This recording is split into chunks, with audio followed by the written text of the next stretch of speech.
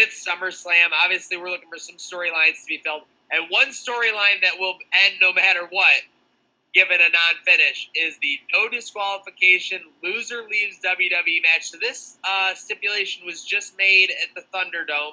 Obviously, Sonya Deville, speaking of storylines outside of WWE, has her own storylines going on. But I kind of lost track of this story at some point. I mean, Sonya Deville, isn't she the heel in all this? But it seems like she's kind of playing the like, you're not treating me right, I don't care what you say, like, and I can't stand to see you anymore angle. So I don't know what's going on, but I fully expect Mandy Rose to be victorious in this match in some form. What do you guys think? Starting with Mike on this one. I think Mandy wins. It hurts me because Sonya is a star. Like, she is top woman WWE level star. But I honestly don't think this development happens, or this stipulation happens, if what happened last week in her personal life, which it's not my place to talk about, doesn't happen. Give her the time off, let her regroup. She'll be back in 5-6 months or whatever. Let her do other things and kind of just calm her lifestyle down. Talbots? Yeah, I agree with that completely. Although, such a weird promo last night with Mandy Rose saying, I'm going to try to believe in the bet. I don't know. That just kind of threw me off. I didn't like that. But yeah, what Mike said is exactly right. You're going to let her leave for a few months. And I don't know if Raw Underground has those kind of legs to them, but maybe that's where she reappears. Shane McMahon hires her for that. And then they become some kind of stable. She's going to reappear, but maybe put her on Raw so that way you don't have to worry about the Sonya Mandy storyline after tonight anymore. I just don't know how you do that with that loser leaves time unless it's some outside group bringing in a faction. But either way, give her time to regroup, let her come in. Promo last night was outstanding. The slap to Dana Brooke was outstanding. It's a shame that we're not going to see her for a little while after this, but it's the right call to give her that time off. Is anybody more of a team player in WWE storylines than Dana Brooke? I feel like she's like the fantasy baseball player that can be like second base, shortstop, third base, outfield. Like, she's the female R-Truth. I was about to say, she's like Alicia Fox, how Alicia would always take the fall. And you know what? Kudos to her, because she had that initial push when she debuted. She was teamed with Charlotte, I believe. I think Charlotte actually got injured, and then so they had to put that story on hold, and she's made herself an asset to the company. So obviously she has tons of stuff going on from the outside, the bodybuilding, all of those accomplishments. But kudos to her for making that happen. Now, let's put a quick breaks on the matches, because obviously there are some WWE storylines. But real quick, wanted to get your guys' favorite SummerSlam memory. So whoever's got one, just feel free to fire them in. I mean, there's a ton. It's been a staple of WWE. It's one of their big 4 pay-per-views. A lot of big stuff has happened there. What are your guys' favorite memories from SummerSlam? I've got 2. Ooh, he horns up, too. Yeah, Very on well, you don't see the Buffalo back here, do you? Oh, yeah. Well, the first one is when Finn Balor won the Universal title. Like, I didn't expect him to win. I thought it was going to be Rollins dominating that match if he goes out and wins. And then the second one is when Ronda Rousey won, because I'm a big Ronda Rousey fan. Even still to this day, I'm still a big Ronda Rousey fan, and I will still be a Ronda Rousey fan. But seeing her lift the belt, that was awesome to me. To me, TLC won back in SummerSlam 2000. I was 10, but that was the match where, so I'd been a fan growing up.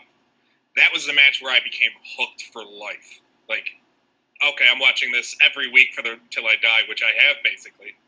And just watching the Dudleys, Edge and Christian, the Hardys, they made wrestling so much fun to watch. And like, I watch that match at least like 3 or 4 times a year. Yeah, for more current ones, TLC. When I was a kid, I loved the Bret Hart Bulldog match at Wembley Stadium. I'm just a sucker for those older matches, even though they're not that great when you rewatch them. Like yesterday, I was sitting here watching Mr. Perfect versus the Texas Tornado and Rick Rude versus the Ultimate Warrior. So those are the ones that I really liked growing up. But yeah, TLC in terms of the match and how I had the fans just like on the edge of their seat all match was outstanding. So that'd probably be at my top of the list list as well. A close second would be the Hart Brothers. When I watched that, I didn't watch that until I was like 14, but SummerSlam 94, when Owen and Brett wrestled, like that match was great too. The blue steel cage. It all comes back to the blue steel cage. Best one. They got to bring the blue steel cage back. I would be more intimidated by the blue steel cage than I would by Hell in a Cell now. How about that take? No, I like it. It looks more painful. Yes, a chain link fence doesn't look painful. I've run into chain link fences. They're fine. I get why they have them because of the give. But yeah, like the blue bars just seem like, I don't want to get thrown into that because I'll lose my teeth. Before I go, does Owen have a favorite SummerSlam memory? No? Okay, I guess not. Both of mine, I love the guy as a performer, but John Cena sucks. I am going to go when Brock Lesnar crushed him in the main event of SummerSlam to kind of start Brock's monster run in the WWE. And then a couple of years later, he's facing Seth Rollins for this title, and Jon Stewart low blows him. So I thought there was no chance that Seth Rollins was going to be a dual champion, a WWE and United States champion. All of a sudden, he has both belts. I just crazy memories where, WWE specialized in, making things that you didn't think happen. And speaking of Edge and Christian, was the Brood theme, amazing or what? Best theme ever. I don't care. I don't care if it's nostalgia or if it's me, with rose-colored glasses. I will argue that to everyone. There's no theme that gets me bopping 24/7 than that one. Over Metal Ingus? Are you kidding me? See, yeah, but the thing is, that was a song made for an album already coming out. The Brood was specifically made for them. Wait, Metal Ingus is Edge, right? Yeah, Altered Brood. Okay, yeah. So, I was talking, a WWE theme song either needs to get you pumped up or it has to have, an inspirational song. Those are the two ends of the spectrum right there. The Brood beat is, getting you pumped up, you're about to drink, some blood and, be a goth. And then Edge is you think you know me, Mike, we should be Gangrel and Edge for Halloween. I think we could team up and do it. Honestly, without a doubt. The Brood theme. I don't know. There's something about it. I think it inspired my goth teenage days. I probably did at this point. But I would have been puffy shirting all over the place. When our JV basketball team had that on their warm up tape. So as we were warming up, the Brood theme song was one of the first songs that we had. Got us pumped up for the game. How do you not? I mean, how do you not just get amped, ready? It's I'm ready to fight somebody after this. It's a banger. Moving on, we got the United States Championship. Even though I think my belt's outdated now, obviously, because they have the new one. Unfortunately, it's still way better. And one day they'll go back to it, no doubt. But Apollo Crews, the champion, versus MVP. So this storyline, obviously, coming to it, they've traded the championship. They had that. They had where MVP had the one belt and he had the belt. They had the match. So a lot of going into this. We talked going into the last pay-per-view, McAdoo, Talbot, and myself did, that Apollo Crews, it was kind of about, they had to continue this run because he had so much momentum. Somehow he lost, but he re-enters this, he didn't lose, but lost the title, but re-enters as the champion here. So I feel like this is a must-win spot for Apollo Crews. Obviously the perfect person to put him over. MVP. Let's reverse order on this one. McAdoo, Talbot, and then Mike, who you got for the U.S. Championship? Yeah, I said this a month ago. Has MVP won a match since he's returned? Doesn't need to. Yeah, but the point being, he's not going to win the title. It's going to be Apollo Crews just to push him more. Okay, no, I agree with that. We have Apollo Crews here winning this one. Only thing I can see is maybe they're eventually going to turn Cedric Alexander. They kind of have MVP talking to him every week. He came out, though, and then won the 24/7, lost it right away again, though. But I think eventually he turns. I don't think it would be in a match, though, where MVP comes away with the title. If anything, Alexander turns on him later on, so he can get into that feud for that title himself. But right now, we both have Apollo Crews, correct, Owen? All right. I have the same exact thoughts as Ryan.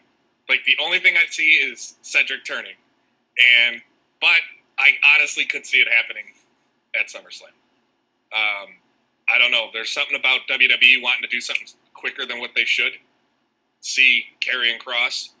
And I could see Cedric turning. Part of me would rather see Ricochet be the one to turn, but... Most definitely. Ricochet obviously could... use that character dynamic, no doubt about it. Obviously has the athletic ability. So I think Apollo Crews is going to retain, but I could see a situation where, maybe post-celebration, Cedric turns on him, tired of not being the champion, something like that. They don't need a long time to unleash some emotion, just like we are on this show, Wrestling with Emotion here on Trainwreck Sports. Make sure you're subscribing, YouTube, following on Twitter, Facebook, and Instagram. And make sure you're giving these guys a follow at their Twitter handles, which are all labeled here, except for Owen, who doesn't have Twitter yet, but we're very much looking forward to that. Looking forward to it also is the Party Cups are up in the air. Raw Tag Team Championship match. The Street Profits versus Andrade and Angel Garza. Owen looks like he's a big Street Profits guy. So we'll let the Talbots kick this one up. Owen, I want to hear. Tell me why you like the Street Profits so much. What does he do that you like so much? Pick anything? Okay. He likes the dancing a lot, and he really likes the frog splash. Those are two of his favorites. I love the ring rope shaking because it brings me back to the Ultimate Warrior days. Yeah, there you go. Oh, see, now he has no problem doing it, of course. Yeah. His dad took the pressure little off. shy when you call on him. But just like Ray took the pressure off Dominic so that he could eventually excel. That's right. But, yeah, you can't have them being poisoned and then losing here. They're winning the belts, or they're retaining the belts, I should say. It feels like Garza and Andrade have lost a lot of steam since Heyman was fired off of Raw. Seems like those guys were people that he was really pushing. They're just kind of in this weird spot now. Although last month they said the same thing about Nakamura and Cesaro not winning, and they end up winning the belts. But I don't see it here. You have to stay with the Street Profits. Mike, what do you got happening? I think the Street Profits, this storyline has been kind of weird. Something that bothered me on Raw was the Street Profits still making their ring entrance through the crowd after they fought backstage because Ford was poisoned. Like, my thought is, like, I go from storytelling, I'm like, you were poisoned, you want to kick these guys' ass, walk, like, directly beeline. Forget the crowd, forget doing your little party thing, just go in and fight. But I think the Street Profits, and I honestly think tonight, or SummerSlam is the night, that we see Andrade turn on Garza, and then we get a Garza face run. Because I think Garza could be huge as a babyface. I will never, ever defend WWE's storytelling, but I will play devil's advocate. Maybe it was a show of strength that even after being poisoned, they're not afraid of being amongst their people, being amongst the vibe out in the crowd. McAdoo, what do you got happening with the Raw tag titles on the line? I can't go against the Street Profits, but like Talbot said, after last month with Nakamura and Shinsuke, Cesaro and Shinsuke. Sometimes it really does feel like Nakamura and Shinsuke with the way his personality works. We don't know. I mean, we all had the New Day retaining their titles, and sure enough, they lost theirs. So with the WWE, you never know. Yeah, I think that I hope the Street Profits retain, but it could be on their way to building, another rivalry. I mean, obviously, New Day Usos ended up being one of the biggest rivalries in WWE tag team history, based on the titles and the longevity. So they could be building something towards that. And then speaking of storylines, I expect the Street Profits to retain, though. Speaking of storylines, we'll take a quick break before we get to Seth Rollins and Dominic Mysterio. Retribution on SmackDown. There was a little bit of a camera angle last night that kind of... Oh, am I coming through okay? Little bit of a camera angle last night that, played into one person particularly having a role in Retribution. They ran down a little bit after Retribution attacked. Then they were kind of iffy when they were in the ring. Mike the Miz Mizanin. It was kind of like it seems like the least, person you need to do it. But is it possible? Do you think it was too obvious from the WWE's perspective? Like they were kind of trying to swerve the audience. Anyone could jump in here. I think it was a red herring. Yeah, it was very much red herring-esque. What I was disappointed with, though, is you have this Thunderdome, and after everything Retribution's done, this is the night they decide not to cause so many technical difficulties. Yeah, that's true. But it just kind of cracked me up, though, because pretty much Retribution's all out of the ring, and then you have Miz running in and, getting a pat on the back like he actually did something. You missed all the action here, guy. What was that about? Typical Miz. I'll say, though, is if they do need a mouthpiece, there would be no one better than The Miz to possibly be that for the group. Maybe talk about how he's been pushed on the back burner ever since he actually had the title, and this is his retribution and getting back because he hasn't been given the title shots he thought he deserved. So I could see how they could weave this into a storyline. Actually just did radio recently with Sirius XM where he talked about that, where he felt like he was the hottest thing going at the time, and when they took the title off of him, at that point he kind of felt like he hasn't gotten the same opportunities. And obviously, he's main evented WrestleMania, but like his real claim to fame, from what I recall, and I was just watching Smiles the other day, his Intercontinental title run. He basically had that and he said it on the weekly show. The top title in WWE, the most prestigious title. He obviously passed it on to Ziggler. I think that was a career versus title match at that point, which shows how huge. And that was at SummerSlam, right? If I recall correctly. Okay. I believe so, yeah. I believe, that was incredible. I look very much forward to it. I think you just hit the nail on the head, Ryan. If they do want to run with Miz at it, maybe this could be their way of feeling out how the audiences react to certain characters being smart on the WWE to, take advantage of the assets that they have. McAdoo, any thoughts on Retribution before we hit back to the SummerSlam matches? I'm just curious to see where they go with this. That's my only thoughts on it. Seriously, they got a lot of characters in Retribution. But the most important thing about Retribution right now, we don't even know what these guys want. They're just called Retribution. They don't want Retribution, I'm sure. All right, rolling on, we have a street fight. This is one of I'm not gonna lie, guys. This is my favorite match on the card. It doesn't have a title, and that just speaks to the personalities involved. The Monday Night Messiah, Seth Rollins. I loved him as an OG heel with J&J Security. Obviously, he was a great member of the Shield. J&J Security is a heel. Comes back after his injury as kind of a tweener face heel. Carries Raw for basically a year and a half. And now has this role where he's kind of against the people, but acts like he wants to unite the people. It's a very dynamic character. There's a lot of angles at work. And then on the other side, you have Dominic Mysterio. A guy who was basically a prop in a match about 15 years ago versus Eddie Guerrero. Just incredible that he's in the match now. And his in-ring ability seems pretty substantial. So I think that Dominic is going to have a couple of tricks up his sleeve. I think he's going to try and jump on Rollins early, maybe take him out of sorts, things like that. I think that you'll see Heath Slater running in. Or no, sorry, not Heath Slater. Oh, my gosh. His other disciple running in at some point. With that said, I think Seth Rollins ultimately wins a pretty epic match between these two. Let's go reverse order. McAdoo, Talbot, Mike, what do you think is going to happen when the Monday Night Messiah, Seth Rollins, faces Dominic? I think it's going to be a marathon match between these two because after the beating that Dominic took, was it last Monday or the Monday before that, he's going to try to get his payback. Ray's going to try to get in the match. You're going to have Murphy get involved. It's going to be a cluster, and I believe Seth Rollins is going to get it done. Okay, if Curtis Hawkins doesn't burn him down on the way, for sure. I'm going to say Dominic Mysterio. Any reason why? Who's going to help? Anyone going to help him win? No, you don't think Ray's going to come out and help him? Well, I guess. Okay. So obviously, this all happened because basically Seth Rollins gouged Rey Mysterio's eye out. Owen, if you had to pick one wrestler you would not want to face or have gouge your dad's eye out, who would you choose? Who wouldn't you want me to wrestle? Who would just absolutely destroy me? Fiend. The Fiend, yeah. Well, nobody would want to wrestle the Fiend. My goodness, so we'll be getting to him in a second. It's a fair call. Talbots, give me your call. He's got Dominic. Ryan, what do you got?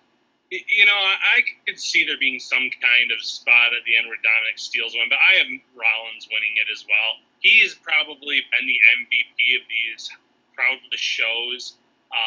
He's shown that he is just meant to be a heel, a bad guy. Those face runs, he's had his moments with the crowd where they've been behind him with the whole burn it down, but I just think he's a natural heel. He's so good at it in this stable. Even just right now with him and Buddy Murphy being the two main guys, it works. It's great. I'd like to see Murphy get elevated a little bit out of it because I think he's outstanding in the ring. But yeah, I'm giving this to Rollins, but I think you're going to see a really good showing from Dominic. I'm sure he's been training for this for quite a while, even before the WWE put this storyline into action. And Mike, your thoughts? I'm thinking, one, Rollins, this is the best work I think he's ever done. He's truly, like, when he was a heel with J&J and with the Authority, there were still people, like, he was still on that fence like he was the cool heel. The work he's doing now would honestly, if we had arenas full of crowds, would get him booed by everyone. Like, right to censor level heat, where no one liked the right to censor. There was not one person that rooted for them, except maybe, like, Westboro. Stevie Richards, though. Yeah. Oh, I mean, who could forget the Godfather's transformation to the Good Father? Yeah, no one liked that. But like, I think Rollins, the Prince, as he'll soon to be known. I'm gonna go where I think Mysterio wins it because Ray does something, or Murphy. They've been teasing it for a few weeks where Murphy finally has a conscience. But I think something happens where Mysterio gets it, but Rollins just destroys him afterwards. Because we've seen from that kendo stick whooping, Dominic's not afraid to take his lashings. And obviously, Seth could put Dominic over here, and this is the thing. Seth could lose this match. He could even somehow lose it clean, and you wouldn't have any less faith that tomorrow night or the next night on Raw, Seth could be beginning like a Universal Championship run or a run at that title because he's such an established superstar. He's shown that he can take losses about Zach, and that's the power of it. So it'll be very interesting to see how they use that dynamic. Are they going to use it to establish Dominic as a legitimate WWE superstar, or are they going to use this as fuel for maybe a potential Survivor Series or Night of Champions run at a bigger title? It'll be very interesting to see these storylines roll on.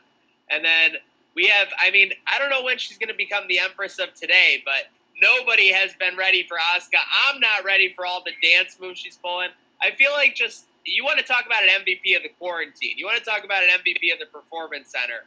I can't imagine the reactions she's going to be getting when she has fans. Obviously, they were over for her already. She has a great theme. She has a great persona.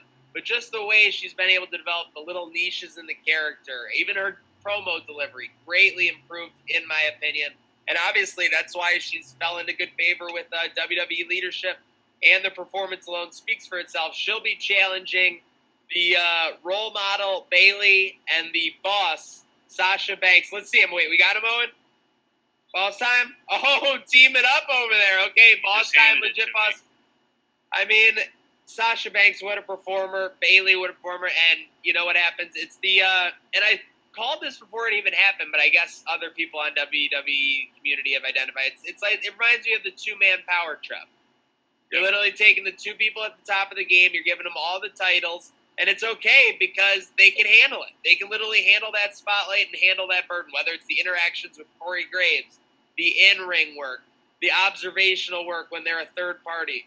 The work they've been able to do, they both deserve to have these titles at this point. But with that said, we did have some Thunderdome fallout last night. Because of the Beat the Clock challenge, Sasha beat Naomi, and Bayley actually lost. So great little swerve there. She lost because she got a little bit reckless trying to pick up a quick win. So Bayley will defend her title first tonight against Asuka in a SmackDown Women's Championship. I'll start it off, then let's go Mike Talbot's McAdoo. I think that Bayley is going to lose this title. I think Asuka is on a rocket. Bayley has had a very long range. That's what she does. She's a role model, and she has long championship reigns. She's at the point now where it's just like Rollins. Bayley could come out the next night, and I wouldn't have any less faith in her that she's going to make a run. It used to be she was the one who could never get it done at the main event level on the main roster, but now she's established herself as the Tier 1 superstar. But I think it is time to put a title on Asuka. I think she beats Bayley in that match. I think Asuka beats Bayley because it gets her to SmackDown and gets her some fresh challenges. That's honestly what I'm hoping for. But I also think now they start planting the seeds of Bayley versus Sasha finally, where Asuka loses it, or Bayley loses it, and then you see her try and help Sasha, which could potentially lead to causing her to almost drop it, but she keeps it. Or maybe that Sasha-Asuka match doesn't actually happen because of something happening after the first match. Who knows? But I think at least Sasha's not losing the belt. You think no matter what, Sasha's never losing. Sasha ain't losing. So if one of them's going to lose, it's going to be Bayley because Before we go on, these matches are kind of tied into each other, so let me add on my prediction for the Raw Women's Championship match. I think that you're going to have Sasha retain. Bayley will have a chance to help and either whiff or mess up, and that will start the schism. Sasha will now have a title, Bayley won't. Like maybe they lose the tag team titles in a couple weeks or something like that. Eventually you'll see the schism. And yeah, that's at the very least a Royal Rumble match, if not a WrestleMania match. Bayley versus Sasha. They need to find a way to make that the main event of Mania next year. That would be incredible. They need to find a way. And those NXT takeovers that they main evented are two of the most transcendent events, main events that we've seen for sure. So with that said, I think I got Asuka winning the SmackDown and then losing the Raw one to Banks. Talbots, what do you have in those two Asuka matches? And who do you have winning? Asuka versus Sasha Banks. Who do you have winning? I think Asuka. Okay, and what about Asuka versus Bayley? Asuka. Asuka going 2-0. Any reason why?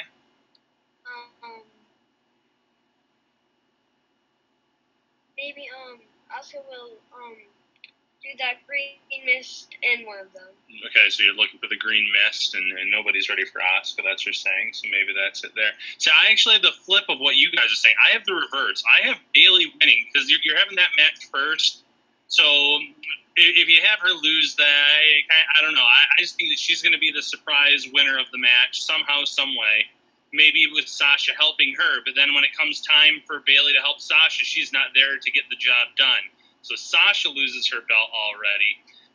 And that, again, plants the seeds for this feud between Bayley and Sasha that is long overdue. They drop the tag titles in the near future, and then finally Sasha Banks gets her big moment where she gets to take the title off of Bayley, whether it's at Survivor Series, Rumble, or if we can really stretch it out, get it all the way to Mania. So I have Asuka going 1-1, but I actually have Bayley getting the win because we've seen Bayley lose too many times here lately. Having her lose to Naomi, she seems to always be the one that drops the matches, except for the title matches, where she comes up big and wins. But I have that trend continuing here. Also, I think Owen needs to give up his boss time. If he's going against Sasha, put those away, give them up. You're not allowed to have them anymore. Harsh. Sasha will defend a belt once successfully. All I want is one defense. Just one. I know, but we've been waiting for that, too. It feels like every time she does win, the belt comes off pretty quickly, whether it's the feuds with Charlotte or whatever. But It's going to be on the Asuka match. I have her going 2-0. I feel like she'll carry both belts like Becky did. I feel like she'll be the new Becky Lynch until Becky Lynch comes back from being a mother. If she comes back, we don't even know if she's going to come back from this. Yeah. that look you got from Owen, it's beginning to feel like McAfee and Cole in here. That's all I'm saying. Let's put it this way: if we were closer, oh yeah, I'd probably lose. Very much a future feud in the making. Folks, remember, go follow all these guys on their Twitter accounts, all labeled right now, except for, unfortunately, the Twitterless Owen. And with that said, we're pulling a Bruce Buffer. It's main event time. I couldn't see this at being anywhere but the main event.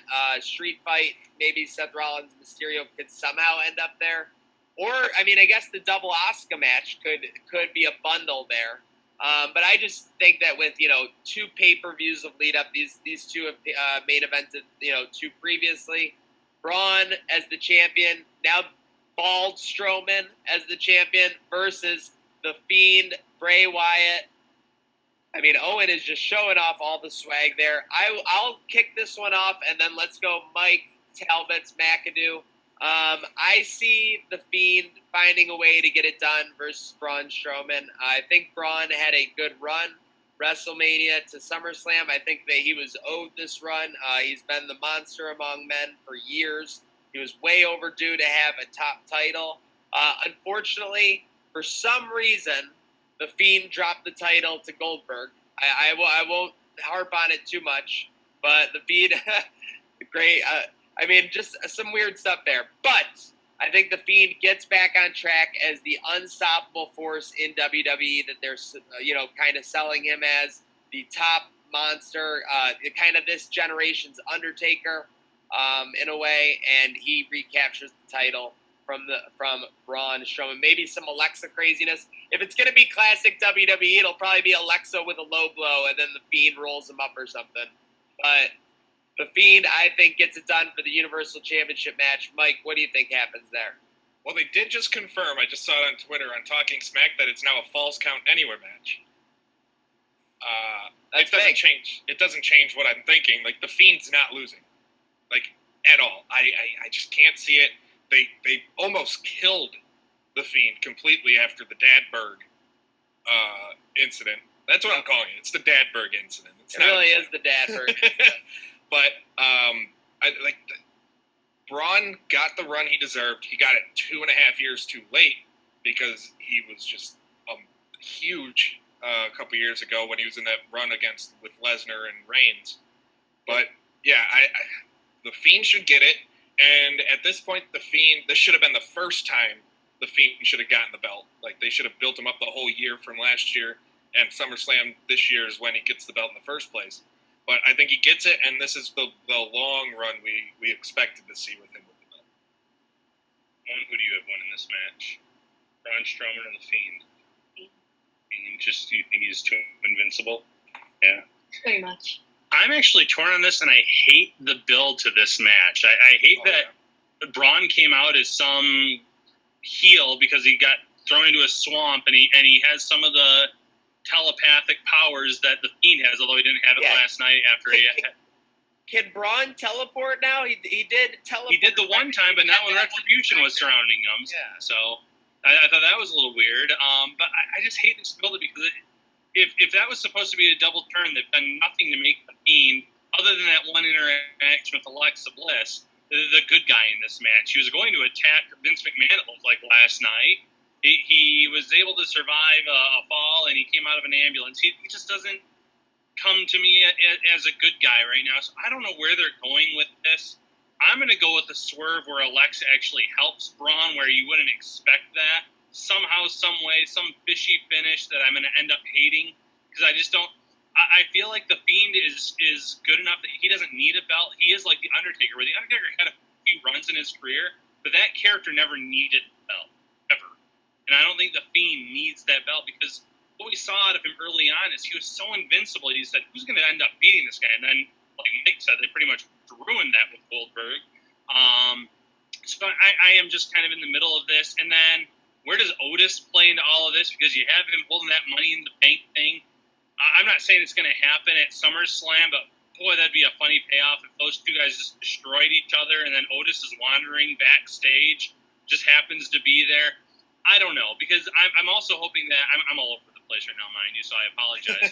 I'm also hoping that with AJ But that's Styles, the beauty of it. There's all these factors. WWE can go so many ways, and you see that with the Asuka matches, and of course with the Fiend. Like, nobody knows what Otis is going to do. He was out ringside yesterday, for the Thunderdome, and I don't think he had the suitcase.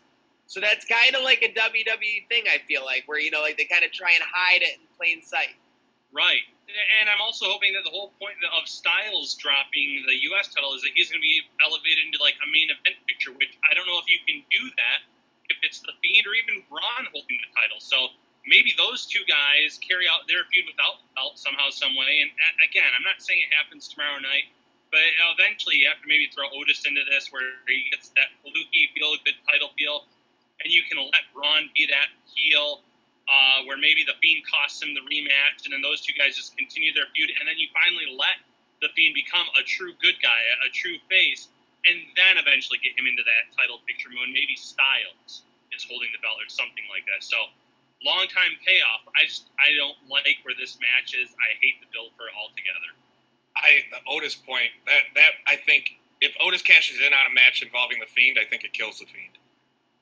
Well, they can do so many things that kill the Fiend. I'm terrified of it. The angle that they could do is like Braun Strowman, does his power slam like 6 times. Alexa does something. Fiend does get pinned by Braun Strowman, but then like somehow rises right again, like the Undertaker does, takes out Braun, and then you have Otis come in. Okay, that's very, that would actually play into a similar angle they did Undertaker versus Lesnar a couple years ago when Rollins was the champion. So Rollins was having a match with Lesnar, and the Undertaker interfered, and that went off into a 2 pay-per-view match with those guys that was completely separate. So it could be interesting. And the AJ Styles dropping the title thing yesterday was definitely a factor, Ryan. So it was a bit all over the place, but there's a reason to be. Styles is a guy who has to be in an elevated position. And then I have The Fiend over Braun because you're not going to beat him. The only reason The Fiend dropped the belt is so that Roman could beat Goldberg. And you don't want to kill The Fiend with that. And you're also forgetting about the WWE Championship match, which I have McIntyre in. Oh yeah, wait. I'm just all over the place, aren't I? Let's get McIntyre versus Orton. How can I forget that? What an idiot I am. Okay. McIntyre, Orton. Thank goodness we got McAdoo. That was like a false finish. The WWE logo went up in the corner, but nope. We got something to go. McIntyre, Orton. I mean, I don't see Ric Flair interfering in this one for obvious reasons. But McIntyre, Orton, obviously, McIntyre has had quite the run since not only defeating Brock Lesnar at WrestleMania, but then defending right after against the Big Show. Who could forget that epic moment? But with that said, let's go reverse order. We're not forgetting about him this time, McAdoo, because you're going first. Randy Orton versus Drew McIntyre. What do you see happening there? I got McIntyre. I can't see him dropping the belt. I feel like Orton. Honestly, I said this in the article. Orton could win, but just get Edge versus Orton. But I don't see it 100%. I'm still leaning towards McIntyre. Give me McIntyre for the win. Okay, Talbots, what do we got happening over there? A little Owen powwow. just whispered, I agree with McAdoo, so I don't know why he needed to tell me that in between the chat. He can just come out and say that now. Okay, so share your thoughts. Why is McIntyre going to win the title?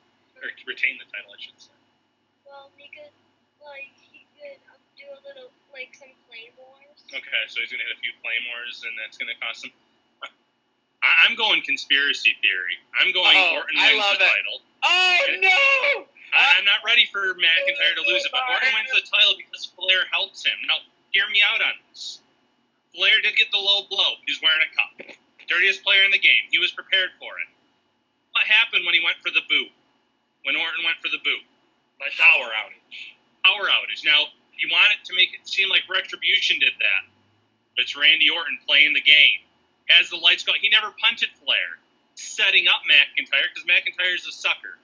And Flair's going to come down and help him win this belt tonight somehow, some way. And you're going to know it was all a ruse where Orton used that lights out that Retribution had been doing to his favor.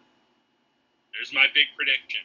That is the hottest take I've seen, honestly. I love it. Mike, what do you got happening? Orton, McIntyre. Oh, man. It's a tough pose. It's a tough pose. It's very tough, especially when you got a narrow window. But this is my thought. Ryan's got a great conspiracy. My thought, Orton wins it, and they set up Edge versus Orton 3 by Edge coming back and costing Orton the belt, which sets up their feud without the need for a belt. And then I ultimately think McIntyre gets it back next year. I love that storytelling. I think Orton wins it, and he is. If this is the best I've seen Rollins, this is probably close. The 07 to 09 Randy Orton, where he was a mental case, is a close second to what we're seeing with Orton now, as far as what he's doing, cementing himself as the only legend worthy of being around. They're bringing back a legend killer. Yeah, in a new way. Rather than saying, I'm the future, I'm getting rid of all the legends. It's like, no, I'm the only one worthy of being a legend. And I think it's just fantastic work, giving him the belt. And it's just gonna happen to me. And I don't want to see McIntyre lose it, like Ryan said, but it makes sense to me why Orton should get the belt right now. Most definitely. Well, hey, that'll be a heck of an ending for that, especially if it ends with Edge, Orton 3, which I think we all want to see at some level. But hey, most importantly, thanks for McAdoo for saving me from ending this show early. We wouldn't want to miss out on that match, obviously. A huge thank you to our guests. Make sure you're giving them a follow again. As you see there in the corner, Mike Straw Media, Ryan Talbot Bills. Go give them a follow. All kinds of good stuff. Whether it's coming out of the video game realm with Mike recently, or whether it's coming out of Bill's camp with Ryan recently. And obviously, we want to see if Owen can get a Twitter, and of course, our guy McAdoo, ZT McAdoo on Twitter. Make sure you give him a follow. The heavyweight undisputed champion. And of course, you know, if you want to give me a follow, that's cool too, Zach Sheldon. But a huge thank you to our guests, Ryan and Owen, for their recurring guestship, and of course, Mike for his anniversary. How'd that go? Was it as painful as it felt? No, it was everything I could have hoped for and more. It's right up there with my wedding day and the birth of my son as far as experience and joy. There we go.